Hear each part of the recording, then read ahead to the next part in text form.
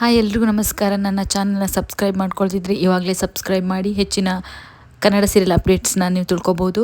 ಇವತ್ತಿನ ನೀನಾದೇ ಸೀರಿಯಲಲ್ಲಿ ಏನಾಗುತ್ತಪ್ಪ ಅಂದರೆ ವಿಕ್ರಮ್ ಬಂದು ನಿನ್ನೆ ಎಲ್ಲ ಗಲಾಟೆ ಮಾಡಿ ಹೋದಾಗಿಂದ ವೇದಾನ್ ಮನೆಯಲ್ಲಿ ತುಂಬ ಎಲ್ಲರೂ ಬೇಜಾರು ಮಾಡ್ಕೊಂಡಿರ್ತಾರೆ. ವೇದಾರವ್ರ ತಂದೆ ತುಂಬ ದುಃಖ ಪಡ್ತಿರ್ತಾರೆ. ನಮಗೆ ಮುಂದೇನು ಗತಿ ಏನು ಅಂತ. ಆವಾಗ ವೇದ ಹೇಳ್ತಾಳೆ, ನಾನಿದ್ದೀನಿ ಅಪ್ಪ, ನೀವು ಹೆದರ್ಕೋಬೇಡಿ, ನಾನು ಏನಾದರೂ ಒಂದು ದಾರಿ ಮಾಡ್ತೀನಿ ಅಂತ ಹೇಳ್ತಿರ್ತಾಳೆ.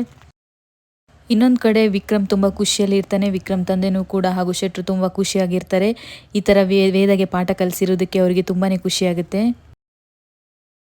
ಇಲ್ಲಿ ವೇದ ಇದೆಲ್ಲ ಹೇಗಾಯಿತು ಅಂತ ತಿಳ್ಕೊಳ್ಳೋಕ್ಕೆ ತಂದೆನ ಕರ್ಕೊಂಡು ಸುಬ್ಬಣ್ಣ ಅವ್ರ ಮನೆಗೆ ಬರ್ತಾಳೆ. ಅಲ್ಲಿ ಅವ್ರ ಹೆಂಡತಿ ಕಣ್ಣೀರಾಗ್ತಾ ಹೇಳ್ತಾರೆ, ನಮಗೆ ಹೆದರಿಸಿ ಬೆದರಿಸಿ ಪೇಪರ್ಗೆ ಸೈನ್ ಹಾಕ್ಸ್ಕೊಂಡು ನಾವೇನು ಮಾಡೋಕ್ಕಾಗತ್ತೆ ಅಂತ. ಆವಾಗ ವೇದ ಹೇಳ್ತಾಳೆ, ನಾವು ತುಂಬ ಬಡವರು, ಮಿಡಲ್ ಕ್ಲಾಸ್ ಅವರು, ನಾವು ಅದನ್ನೇ ನಂಬ್ಕೊಂಡಿದ್ದೀವಿ.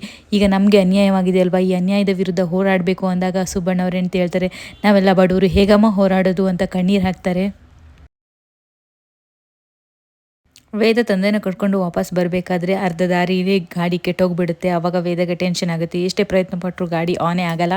ಆವಾಗ ದೂರದಲ್ಲಿ ವಿಕ್ರಮ್ ನಿಂತು ನೋಡ್ತಾ ಇರ್ತಾನೆ. ಆವಾಗ ಅವ್ರ ತಂದೆ, ಬೇಡಮ್ಮ ಇವ್ರ ಸುದ್ದಿಗೆ ಹೋಗೋದು ಬೇಡ, ಜಗಳ ಆಡೋದು ಬೇಡ ಅಂದಾಗ, ಇಲ್ಲಪ್ಪ ನಾನು ಯಾಕೆ ಹೋಗಲಿ ಅವ್ರ ಸುದ್ದಿಗೆ, ಸುಮ್ಮನೆ ನನಗೇನು ಹುಚ್ಚಿಡ್ತಿದ್ದೆ ಅಂದಾಗ ವಿಕ್ರಮ್ ಬಂದು ವೇದಗೆ ಸಹಾಯ ಮಾಡೋಕ್ಕೆ ಬರ್ತಾನೆ. ಆವಾಗ ವೇದ, ಬೇಡ ನಿಮ್ಮ ಸಹಾಯ ಬೇಕಾಗಿಲ್ಲ ಅಂತ ಹೇಳ್ತಾನೆ. ಅವ್ರ ತಂದೆಗೆ, ನೀವು ಕೆಳಗಿಳಿರಿ, ನಾನು ಸರಿ ಮಾಡ್ಕೊಡ್ತೀನಿ ಅಂದಾಗ ವೇದ ಹೇಳ್ತಾಳೆ, ಬೇಡ ಇವ್ರ ಸಹಾಯ ನಮ್ಗೆ ಬೇಡ ಅಪ್ಪ, ನೀವು ಕೆಳಗಿಳಿಬೇಡಿ ಅಂತಾರೆ. ಆವಾಗ ಅವ್ರ ತಂದೆ, ಬೇಡಮ್ಮ ಮಧ್ಯೆ ರೋಡಲ್ಲಿ ಯಾಕೆ ಜಗಳ ಇವ್ರ ಜೊತೆ ಅಂತ ಹೇಳ್ತಾರೆ.